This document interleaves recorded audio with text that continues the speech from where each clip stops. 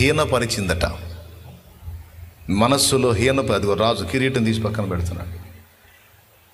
మందసంలో కెరూబుల మధ్య కరుణాపీఠం మీద దేవుని మహిమ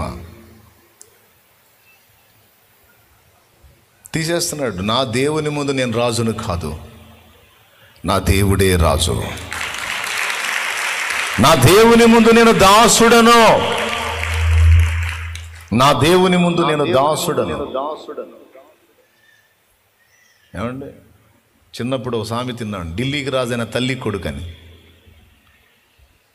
ఢిల్లీకి రాజైన తల్లికి కొడుకని ఒక సామెత పుట్టింది మన దేశంలో. అట్లాగే రాజ్యాలను వెళ్ళే రాజైన రాజాదిరాజుకు దాసుడే. ఆ సత్యాన్ని ఆయన ఎరిగి దీన మనస్సు కలిగిన వాడై తగ్గించుకొని దేవుణ్ణి మయంపరుస్తూ ఆనందిస్తూ ప్రజలకు నేర్పుతున్నాడు. ప్రజలారా, మన దేవుడు ఇంతటి వాడు, మీరు ఆయన తక్కువ అంచనా వేయొద్దు. మనము ఆయనను ఇలా సేవించాలి, ఇలా ఆరాధించాలి. ఆయన ముందు మనం అతిశయించరాదు, మనము ఆయన యందు అతిశయించాలి. ఆయన ఆరాధనీయుడు, ఆయన స్తోత్రార్హుడు, సైన్యములకు అధిపతి. హల్లెలూయా. సమస్త విశ్వమును నిర్మించిన నిర్మాత. ఆయన ముందు మనం ఎగస్టాల్ చేయకూడదు అని చూడండి. తన వస్త్రాలు కూడా లక్ష్య పెట్టకుండా ఆయన నాట్యం ఆడుతూ ఒక సామాన్య దాసుడి కంటే తక్కువ. అది ఆమె చూస్తాం చూడు, ఆ ఫేస్ ఫీలింగ్ చూడండి, ఆ అంతరంగంలో మాటలు. అలా ఆయన అనుకున్నందుకు ఆమె జీవితకాలం మొత్తం సంతానం లేకుండా అయిపోయింది. కొంతమంది గొడ్రాళ్ళుగా మిగిలిపోవడానికి ఇట్లాంటివి కూడా కారణం ఉంటాయా అని అనిపించింది నాకు. అది కూడా ఒకటి రాసుకోవాల్సిందే. ఒకరు గొడ్రాలితనం పొందడానికి భక్తులను హీనపరిచిన పాపం కూడా ఉండి ఉండవచ్చు. భక్తులను హీనంగా ఆలోచించిన కారణం చేత కూడా, భక్తులను హీనపరిచిన కారణం చేత కూడా గొడ్రాండ్రైపోవచ్చు, సంతానవతులు కాకపోయి ఉండొచ్చు. ఎందుకంటే బైబిల్లో రాస్తుంది ఆ మాట.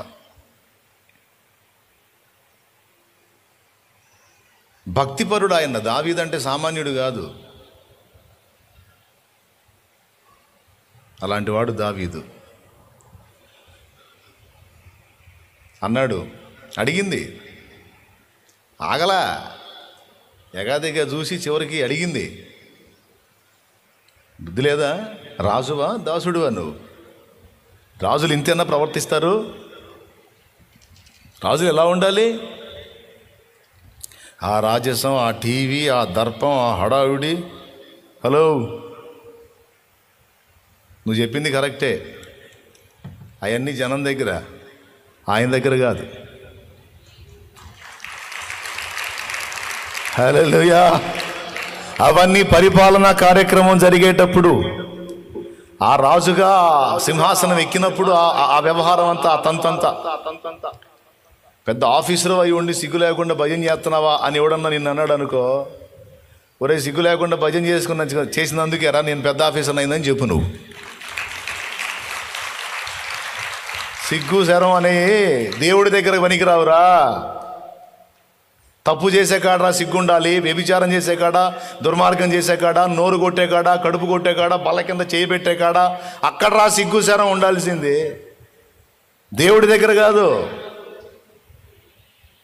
దేవుడి దగ్గర నన్ను నేను మర్చిపోతా, నన్ను నేను మర్చిపోతా. నాకు ఆయన, నా ఉనికికి కారణం ఆయన, నాకు ఊపిరి ఊదింది ఆయన, నాలో పని చేస్తున్నటువంటి వ్యవస్థ అంతటిని ఈ రోజుకి నడిపిస్తుంది ఆయన. ఈ దేహాన్ని నాకు ఇచ్చింది ఆయన. మరి ఆయన కాకపోతే ఎవరిని మయంపరచాలి? నేను మనుషులను మయంపరచుకుంటా, మనుషులకు భజన చేసుకుంటా, మనుషులు అడుగులకు మడుగులు వచ్చుకుంటా తిరగాల నేను? నా దేవుడు రా, నా దేవుడు, నా దేవుడు, నా దేవుడు, నా దేవుడు, నా దేవుడు. చూడండి, ప్రపంచం అంతా ఏనాటికైనా మన రూటుకు రావాల్సిందే కానీ మనం ఆ రూటుకు పోతామా?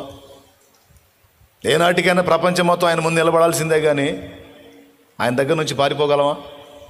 ఈరోజు నిన్ను ఎగతాళి చేసిన వాడు కూడా రేపు ఒకనాడు వచ్చి వాడు కూడా భజన చేయాల్సిందే నీతో. గుర్తుపెట్టుకో.